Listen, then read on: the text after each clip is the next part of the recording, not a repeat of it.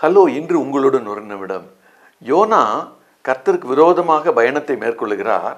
அப்போ கர்த்தர் என்ன செய்கிறாருன்னு சொன்னால், புயலையும் பெருங்காற்றையும் அனுப்பி அவரை கடலிலிருந்து தூக்கி போடும்படி செய்கிறார். அதே நேரத்தில் யோனா 1 அதிகாரம் 17வது வசனத்தை நீங்கள் பார்த்தீங்கன்னா, யோனாவை விழுங்கும்படி கர்த்தர் ஒரு மீனை ஆயத்தப்படுத்தி இருந்தார். மீன் என்பது தெரியும், மிகப்பெரிய வகையான மீன். அதில் வேதத்தில் சொல்லப்பட்டிருக்கிறது. அது மனிதர்களே விழுங்கக்கூடிய அளவுக்கு இருக்கக்கூடிய ஒன்று.